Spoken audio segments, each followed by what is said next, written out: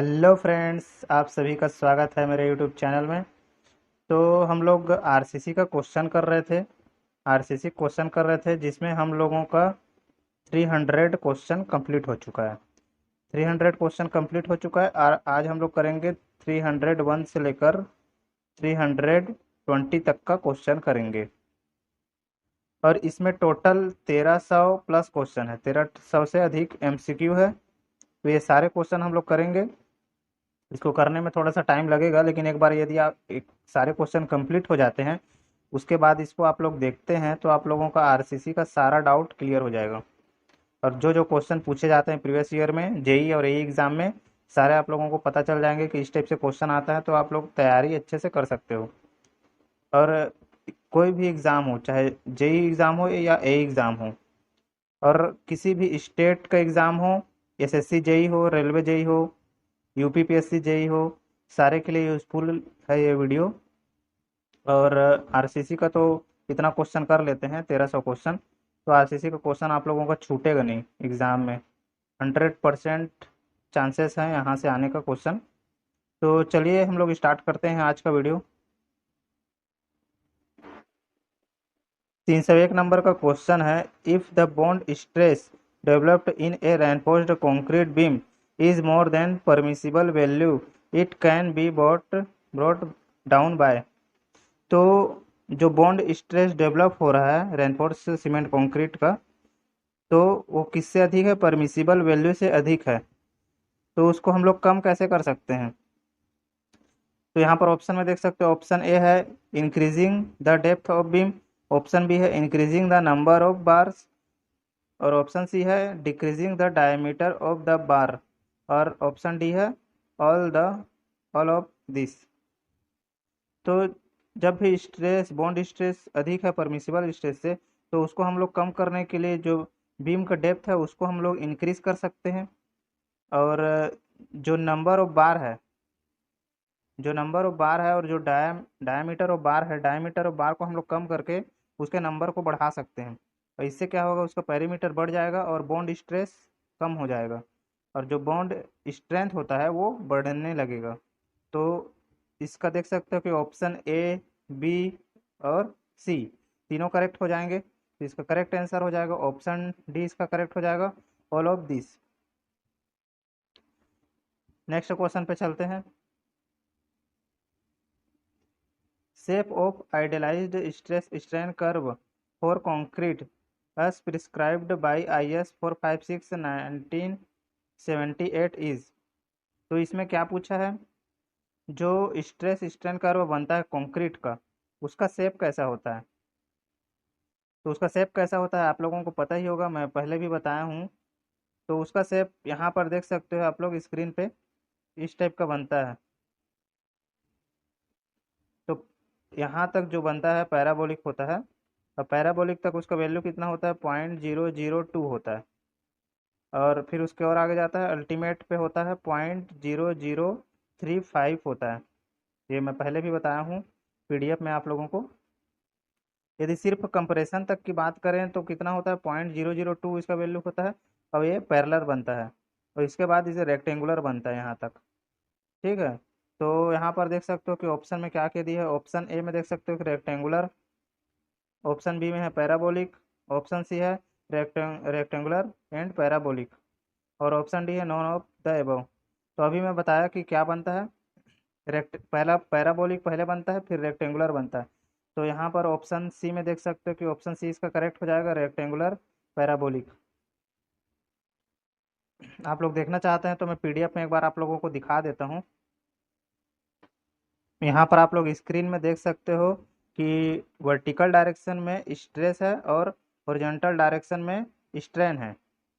तो जो यहाँ पर शेप बना हुआ है पैराबोलिक है, और इधर है रेक्टेंगुलर, यहाँ तक ऐसे रेक्टेंगुलर है। तो जो कंप्रेशन के लिए होता है कितना होता है, यहाँ पर वैल्यू अभी मैं बताया था 0.002 होता है। और बेंडिंग के कंडीशन में कितना होता है? 0.0035 होता है। यहाँ तक अल्टीमेट बोलते हैं जिसको, अल्टीमेट स्ट्रेंथ। और सिर्फ कंप्रेशन की बात करें तो यहाँ तक रहेगा। तो इस टाइप का इसका शेप बनता है, देख सकते हैं। और यहाँ पर क्यूब स्ट्रेंथ है, और करेक्टरिस्टिक स्ट्रेंथ यहाँ पर है, और डिजाइन स्ट्रेंथ यहाँ पर है। और क्यूब स्ट्रेंथ हम लोगों को पता है कि एफसीके जो होता है वो 28 डेज के लिए क्यूब स्ट्रेंथ होता है, तो उसको हम लोग एफसीके लेते हैं। तो यदि करेक्टरिस्टिक स्ट्रेंथ पूछा जाए तो कितना होता है, यहाँ पर देख सकते हो कि 0.67 एफसीके। जो 0.67 एफसीके है उसको हम लोग बोलते हैं करेक्टरिस्टिक स्ट्रेंथ। मतलब जो क्यूब स्ट्रेंथ होता है उसका 67% हम लोग लेते हैं करेक्टरिस्टिक स्ट्रेंथ के लिए। और यदि डिजाइन स्ट्रेंथ की बात करें तो डिजाइन स्ट्रेंथ यहाँ पर लिखा हुआ है, देख सकते हो कि डिजाइन जो करेक्टरिस्टिक स्ट्रेंथ होता है उसमें फैक्टर ऑफ सेफ्टी को हम लोग डिवाइड कर दें तो डिजाइन स्ट्रेंथ बन जाता है। तो यहाँ पर देख सकते हो कि 0.45 एफसीके लिखा हुआ है। तो ये सारे इंपॉर्टेंट हैं, इसको आप लोगों को एकदम देख लेना है अच्छे से, क्योंकि इसका क्वेश्चन कई बार आ चुका है। कभी ये वाला वैल्यू पूछ लेता है, कभी करेक्टरिस्टिक स्ट्रेंथ पूछ लेता है। ठीक है, तो सारे चीज़ें आप लोगों को याद करना है। चलिए क्वेश्चन पे चलते हैं। इसका करेक्ट आंसर हो जाएगा ऑप्शन सी, इसका करेक्ट हो जाएगा। नेक्स्ट क्वेश्चन पे चलते हैं। The length of the straight portion of A bar by one the end of the hook should be at least. तो जब भी हम लोग किसी बार को हुक के रूप में मोड़ते हैं, मान लो ये बार है, इसको हम लोग ऐसे हुक बोले, तो उसके बाई वन मतलब इतना तक का लेंथ कितना होता है ये पूछ रहा है। यहाँ से यहाँ तक का लेंथ कितना होता है। तो किसके लिए पूछा है, हुक के लिए पूछा है। तो चलिए एक बार देख लेते हैं हुक के लिए और बाकी के लिए इसका वैल्यू कितना लेते हैं। यहाँ पर आप लोग स्क्रीन में देख सकते हो कि एस पर IS 456 क्लॉज, इस क्लॉज में इसका दिया हुआ है। तो देख सकते हो आप लोग IS कोड आप लोग रखे होंगे, तो इस क्लॉज में आप लोगों का दिया होगा, तो देख सकते हो। तो पहले नंबर पे देख लेते हैं कितना दिया हुआ है, 90 डिग्री के लिए यहाँ पर दिया हुआ है। यदि 90 डिग्री उसको राउंड कर रहे हैं, बार को 90 डिग्री में मोड़ रहे हैं, तो उसका जो लेंथ होगा, मतलब कर्व के बाद by one the end of the curve. तो मान लो ये बार है, अब इसको कितना में मोड़ रहा है, 90 डिग्री में। 90 डिग्री में ऐसे मुड़ेगा, तो यहाँ से यहाँ तक का जो लेंथ होगा वो कितना होगा, 8D लेंगे। अब डी क्या है, यहाँ पर डाया ऑफ बार है, तो जितना डाया ऑफ बार होगा उतना उससे मल्टीप्लाई करेंगे 8 को, तो वो जो आएगा उसका वैल्यू हो जाएगा, इसका लेंथ हो जाएगा। ठीक है, क्लियर हो गया होगा आप लोगों का। सेकंड में देख लेते हैं।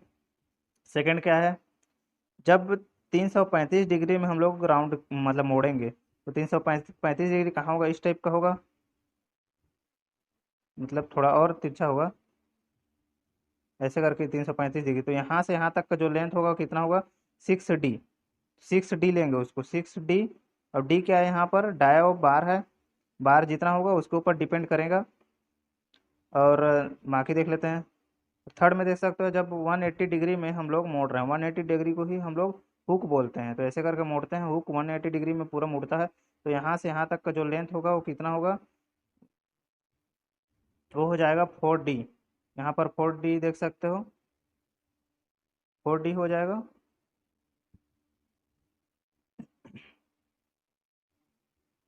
ठीक है,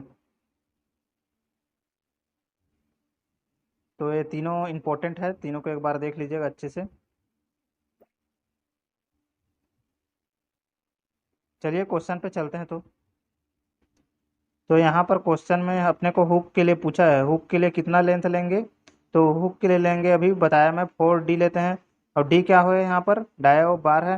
तो ऑप्शन में देख सकते हो कि ऑप्शन ए में दिया है twice the diameter, option B में दिया है thrice the diameter, option D है 4 टाइम्स द डायमीटर, और ऑप्शन डी है 7 टाइम द डायमीटर। तो इसका करेक्ट आंसर हो जाएगा ऑप्शन सी, इसका करेक्ट हो जाएगा 4 टाइम्स द डायमीटर। ठीक है, इतना लेंथ लेते हैं। और जितना ज़्यादा हम लोग मोड़ते जाएंगे, जैसे हम लोग 180 डिग्री में मोड़ रहे हैं, तो जो उसका लेंथ है वो कम होते जा रहा है। यदि वही वो 90 डिग्री में मोड़ते थे तो हम लोग उसका लेंथ अधिक लेके चलते थे। ठीक है, तो 90 डिग्री में जब मोड़ते थे हम लोग कितना लेते थे, 8D लेते थे। और 135 में जब करते थे तो कितना लेते थे, 6D लेते थे। और जब 180 डिग्री में मोड़ रहे हैं तो कितना ले रहे हैं, 4D ले रहे हैं। तो तीनों चीज़ें इंपॉर्टेंट हैं, देख लीजिएगा। नेक्स्ट क्वेश्चन पे चलते हैं। The joint of steel and concrete in A reinforced concrete section depends upon the. तो कंक्रीट सेक्शन में जब भी कोई रेनफोर्स्ड सेक्शन है और उसमें स्टील और कंक्रीट के बीच में जो ज्वाइंट हो रहा है तो किसके ऊपर डिपेंड करेगा। ठीक है, तो ऑप्शन में देख सकते हो कि ऑप्शन ए है bond between concrete and steel bar. तो दोनों के इसके ऊपर भी डिपेंड करेगा कंक्रीट और स्टील का बॉन्ड कैसा है, तो ये करेक्ट हो जाएगा। ऑप्शन बी में देख सकते हो कि absence of corrosion of steel are embedded in the concrete. तो जो स्टील है वो करोजन से फ्री होना चाहिए, तो ये भी इसका करेक्ट हो जाएगा। ऑप्शन सी देखते हैं। ऑप्शन सी में देख सकते हो कि partially equal thermal expansion of both concrete and steel. तो कंक्रीट और स्टील का जो थर्मल एक्सपांसन है लगभग बराबर होना चाहिए, तो ये भी करेक्ट हो जाएगा, दोनों को बराबर रहना चाहिए, तभी वो दोनों के बीच में जॉइंट है वो अच्छे से बन पाएगा। तो इसका करेक्ट आंसर हो जाएगा ऑप्शन डी करेक्ट हो जाएगा, ऑल ऑफ द एबव। क्योंकि सारे ऑप्शन करेक्ट हैं इसलिए इसका करेक्ट आंसर हो जाएगा ऑप्शन डी करेक्ट होगा। नेक्स्ट क्वेश्चन पे चलते हैं।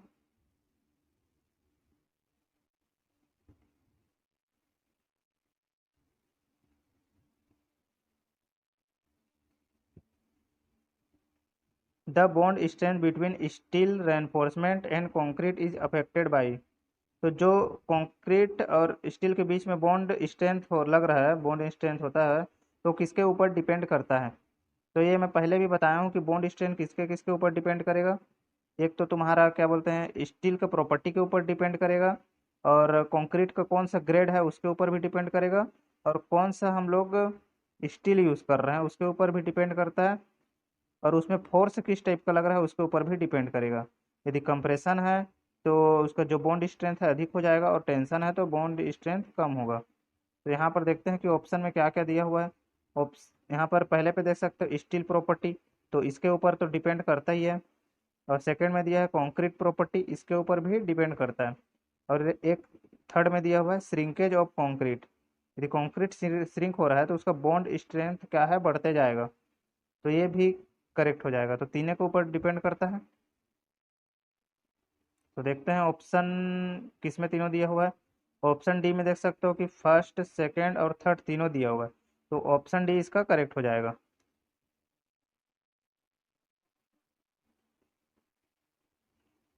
नेक्स्ट क्वेश्चन पे चलते हैं।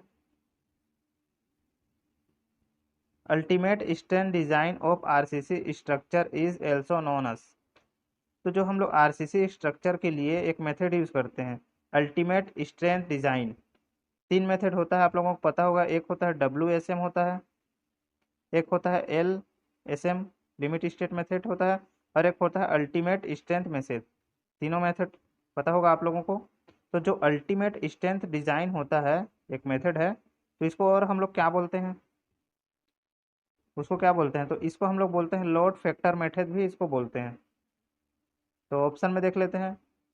ऑप्शन ए में देख सकते हो modular ratio method, option B में है elastic stress method, option C है लोड फैक्टर मेथड, और ऑप्शन डी है load and resistance factor method. तो इसका करेक्ट आंसर हो जाएगा ऑप्शन सी, इसका करेक्ट हो जाएगा load factor method. Next question पे चलते हैं। The approximate weight of 1 meter cube of mild steel is. तो माइल्ड स्टील जो होता है उसके उसका वेट कितना होता है पर मीटर क्यूब के लिए, पर मीटर क्यूब के लिए कितना वेट होता है। बहुत ही इंपॉर्टेंट क्वेश्चन है, और ये तो सभी को मालूम ही होगा कि कितना यूनिट वेट होता है माइल्ड स्टील का। तो कितना वेट होता है 7850, 7850 kg पर मीटर क्यूब होता है। इतना तो पता ही होगा सभी को। और तो इसका करेक्ट आंसर हो जाएगा ऑप्शन डी, इसका करेक्ट हो जाएगा। देख सकते हो कि 7850 kg दिया हुआ है। और ऑप्शन सी में जो दिया हुआ है ये होता है सीमेंट का, सीमेंट का यूनिट वेट है। ठीक है, और जो 2400 यहाँ पर दिया है ये पीसीसी का वेट हो, पीसीसी का यूनिट वेट होता है। और आरसीसी का कितना होता है 25,000 kg पर मीटर क्यूब होता है। ये सब चीज़ मैं बताया हूँ पहले भी, और सारे इंपॉर्टेंट हैं, एक बार देख लीजिएगा। नेक्स्ट क्वेश्चन पे चलते हैं। As per IS 456 1978, the permissible value of bond stress for M15 grade of concrete is limited to। तो इस क्वेश्चन में M15 ग्रेड कंक्रीट के लिए परमिसिबल वैल्यू ऑफ बॉन्ड पूछ रहा है, मतलब बॉन्ड का परमिसिबल वैल्यू पूछ रहा है, तो कितना होता है। तो चलिए इसको देख लेते हैं कि बॉन्ड स्ट्रेस कितना होता है M15 ग्रेड के लिए। यहाँ पर आप लोग स्क्रीन में देख सकते हो कि ग्रेड ऑफ कंक्रीट दिया हुआ है, तो M15 M20 M25 ऐसे करके दिया हुआ है, इधर देख सकते हैं, ठीक है। और नीचे में जो दिया हुआ है टाउ BD है, यही है बॉन्ड स्ट्रेस, है परमिसिबल बॉन्ड स्ट्रेस। तो इसमें दो कंडीशन दिए हुए हैं, WSM और LSM, दोनों के लिए अलग अलग होता है। तो यहाँ पर WSM के लिए देख सकते हो कि M15 के लिए कितना होता है, 0.6 होता है। और LSM के लिए इसको हम लोग यूज़ करते नहीं है, LSM M20 से स्टार्ट होता है। तो M20 के लिए देख सकते हो कि WSM के लिए 0.8 होता है और LSM के लिए कितना होता है, 1.5 होता है। ऐसे ही आप लोग देख सकते हो, यहाँ पर लिखा हुआ है। स्क्रीनशॉट लेना चाहते हैं तो आप लोग स्क्रीनशॉट भी ले सकते हैं। तो यहाँ पर सारे वैल्यू दिए हुए हैं, तो इसमें से जो जो इंपॉर्टेंट है आप लोग उसको याद कर लीजिएगा। M25 तक याद कर लीजिएगा, इंपॉर्टेंट है, उतना ज़्यादा तो पूछता नहीं है, फिर भी पूछने का चांस है, JEE एग्ज़ाम में पूछने का चांस रहता है, प्रीवियस ईयर में आया हुआ है इसका क्वेश्चन। तो चलिए हम लोग चलते हैं क्वेश्चन में क्या पूछ रहा देखते हैं। यहाँ पर क्वेश्चन में M15 के लिए पूछा है और इसमें बताया नहीं गया है कि कौन सा मेथड यूज़ कर रहे हैं हम लोग। तो यहाँ पर देख के आप लोग पता लगा सकते हो कि 1978 दिया हुआ है, तो ये WSM के लिए पूछ रहा है। और अभी मैं बताया कि WSM के लिए M15 ग्रेड के लिए कितना होता है, 0.6 न्यूटन पर mm² होता है, ठीक है। तो यहाँ पर ऑप्शन में आप लोग देख सकते हो कि 0.6 से तो कहीं दिया नहीं है। अब 0.6 नहीं दिया है तो हम लोग किसको कौन से आंसर को चूज़ करेंगे, तो जो इसके नियर में होगा हम लोग उसको चूज़ कर लेते हैं। तो इसके नियर में कौन सा है, ऑप्शन ए पे देख सकते हो कि 0.5 न्यूटन पर mm² जो है, तो आप इसका करेक्ट आंसर ऑप्शन ए इसका करेक्ट हो जाएगा। नेक्स्ट क्वेश्चन पे चलते हैं। The development length of bar of diameter 5 as per IS 456 1978 is given by. तो यहाँ पर क्या पूछ रहा है, जो बार का डेवलपमेंट लेंथ लेते हैं उसको पूछ रहा है। तो चलिए ऑप्शन देख लेते हैं। ऑप्शन में देख सकते हो कि option A B C D दिया हुआ है। तो जो डेवलपमेंट लेंथ होता है LD, उसका फॉर्मूला क्या होता है, ये मैं पहले भी बताया हूँ कि क्या फॉर्मूला इसका होता है, यूज़ करते हैं, वो भी WSM के लिए, WSM और LSM दोनों के लिए मैं बताया था, पिछले वीडियो में बताया था। तो बताइए इसका करेक्ट आंसर क्या होगा। तो इसका करेक्ट आंसर हो जाएगा ऑप्शन बी, इसका करेक्ट हो जाएगा 5 sigma S by 4 tau BD। ये किसके लिए है, WSM के लिए है, WSM के लिए। यदि LSM का पूछे तो कितना हो जाएगा, वो हो जाएगा 0.87FY5/4B, मतलब टाउ BD। ये हो जाता है किसके लिए, ये हो जाता है LSM के लिए। तो दोनों इंपॉर्टेंट है, मैं पहले भी बता चुका हूँ। तो इसका करेक्ट आंसर हो जाएगा ऑप्शन बी, इसका करेक्ट हो जाएगा।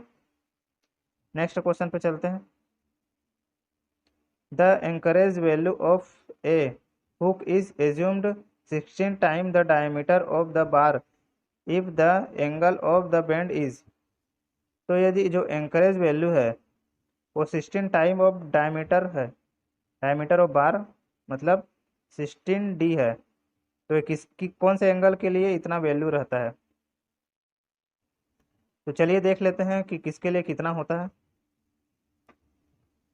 तो जो 45 होता है, 45 डिग्री में यदि बेंड है बार, तो उसके लिए कितना होता है, 4D होता है। अब यदि 90 डिग्री में बेंड है तो उसके लिए कितना होता है, 8D होता है। अब यदि 135 डिग्री में बेंड है तो उसके लिए कितना होता है, 12D होता है। और यदि 180 डिग्री में बेंड है बार तो उसके लिए होता है 16D होता है। ये चारों इंपॉर्टेंट है, देख सकते हो, सभी के लिए यहाँ पर मैं बता चुका हूँ। तो इस क्वेश्चन में अपने को किसके लिए पूछा है, 16D है, देख लेते हैं कितना दिया हुआ है। 16D दिया हुआ है, यहाँ पर देख सकते हो कि 16D के लिए पूछा है।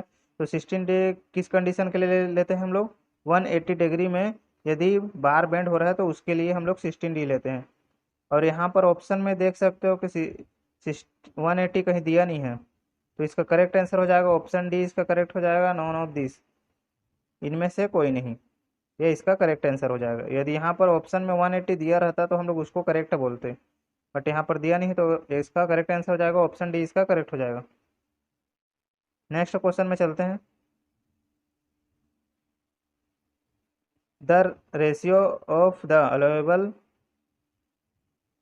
Ultimate stress of RCC beam is bending to that of 150 mm³ strength. तो इसमें क्या पूछा है?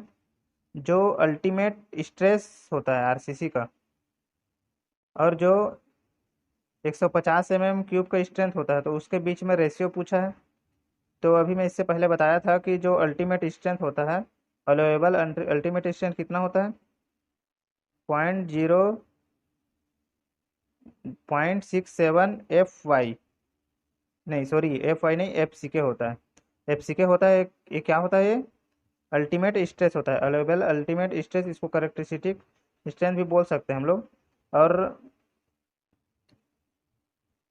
और क्या बोला है? 150 mm³ स्ट्रेंथ बोला है। तो क्यूब स्ट्रेंथ कितना होगा? FCK होगा। FCK को हम लोग क्यूब स्ट्रेंथ बोलते हैं, मैं पहले भी बताया हूँ। तो जब FCK कट जाएगा तो कितना इसका आ जाएगा? 0.67 इसका वैल्यू आ जाएगा, क्योंकि दोनों का रेशियो पूछा हुआ है अपने को इस क्वेश्चन में। तो इसका करेक्ट आंसर हो जाएगा ऑप्शन, कौन सा करेक्ट हो जाएगा? इसका ऑप्शन बी करेक्ट हो जाएगा। यहाँ पर देख सकते हो कि 0.67 दिया हुआ है। चलिए नेक्स्ट क्वेश्चन पे चलते हैं। The bond strength of concrete increases with. तो जो कॉन्क्रीट का बॉन्ड स्ट्रेंथ होता है वो इंक्रीज होता है, किसके साथ इंक्रीज होता है? इंक्रीज किसके साथ होगा? यदि हम लोग जो कंक्रीट का ग्रेड है उसको बढ़ाते जाएं तो उसका बॉन्ड स्ट्रेंथ इंक्रीज होगा। यदि उसमें जो स्टील यूज़ कर रहे हैं, प्लेन स्टील बार है, उसके जगह हम लोग HYSD बार यूज़ कर रहे हैं तो उसका बॉन्ड स्ट्रेंथ इंक्रीज होगा। और यदि वो कंप्रेशन में है विथ कंपेयर टू टेंशन, तो उसका बॉन्ड इंक्रीज, मतलब बॉन्ड स्ट्रेंथ इंक्रीज होगा। तो देखते हैं ऑप्शन में क्या क्या दिया हुआ है। ऑप्शन ए में देख सकते हो द क्वांटिटी ऑफ स्टील, तो क्वांटिटी के ऊपर डिपेंड नहीं करता, ये गलत हो जाएगा। ऑप्शन बी में है द क्वांटिटी ऑफ कंक्रीट, तो कंक्रीट के क्वांटिटी के ऊपर डिपेंड करता है। तो इसका करेक्ट आंसर हो जाएगा ऑप्शन बी, इसका करेक्ट हो जाएगा, बी इसका करेक्ट हो जाएगा। ठीक है, नेक्स्ट क्वेश्चन पे चलते हैं।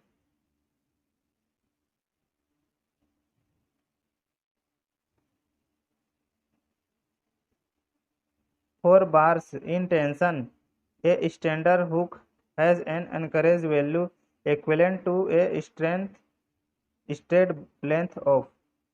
तो इसमें क्या पूछा है कि एनकरेज वैल्यू पूछ रहा है, किसके लिए? हुक के लिए, स्टैंडर्ड हुक के लिए।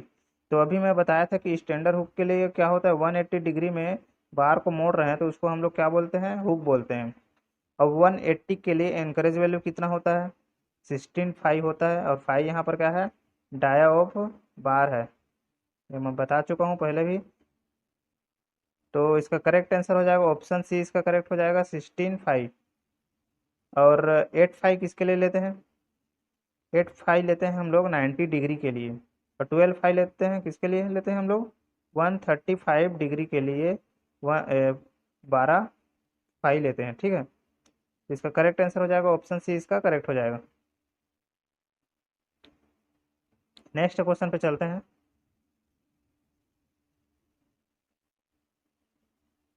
When shear stress exceeds the permissible limit in a slab, then it is reduced by।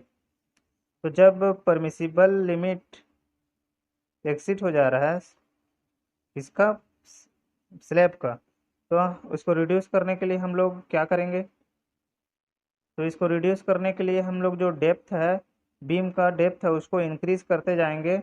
तो जो परमिसिबल लिमिट है, शेयर स्ट्रेस जो है एक्सीड हो जा रहा है परमिसिबल लिमिट से, तो जो शेयर स्ट्रेस है वो कम होने लगेगा। तो इसका करेक्ट आंसर हो जाएगा ऑप्शन ए, इसका करेक्ट हो जाएगा इंक्रीजेज द डेप्थ। डेप्थ को इंक्रीज करते जाएंगे तो जो शेयर स्ट्रेस है उसमें आर है वो कम होते जाएगा। नेक्स्ट क्वेश्चन पे चलते हैं।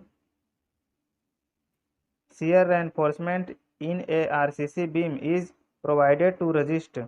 तो जो हम लोग आरसीसी बीम में रेनफोर्समेंट प्रोवाइड करते हैं, शेयर रेनफोर्समेंट जो प्रोवाइड करते हैं वो किसको रजिस्ट करने के लिए हम लोग प्रोवाइड करते हैं। तो हम लोग जो डायगोनल टेंशन होता है, डायगोनल टेंशन आ रहा है, उसको रजिस्ट करने के लिए हम लोग शेयर रेनफोर्समेंट प्रोवाइड करते हैं। तो यहाँ पर ऑप्शन में आप लोग देख सकते हो कि ऑप्शन ए में दिया है डायगोनल टेंशन, तो डायगोनल टेंशन ही इसका करेक्ट आंसर हो जाएगा, ऑप्शन ए इसका करेक्ट होगा, बाकी सब ऑप्शन गलत हो जाएंगे। ठीक है, तो यहाँ पर हम लोगों का 300 देख सकते हो कि यहाँ पर कितना 320 क्वेश्चन हम लोगों का कंप्लीट हो चुका है, और बाकी का क्वेश्चन भी हम लोग धीरे धीरे करते जाएंगे। आई होप कि ये वाला वीडियो आप लोगों को अच्छा लगा है। यदि अच्छा लगा है तो लाइक करें और कमेंट करके बताएं कि आप लोगों को कैसा लगा। और यदि कोई डाउट है तो आप लोग कमेंट करके उसको भी बता सकते हैं। और नए हैं तो इस चैनल को सब्सक्राइब करें और अपने दोस्तों के साथ ज़रूर शेयर करें इस वीडियो को, ताकि हम लोग भी अच्छे से अपना प्रिपरेशन जारी रख सकें। ठीक है, तो चलिए नेक्स्ट वीडियो में मिलते हैं। इस वीडियो के लिए बाय।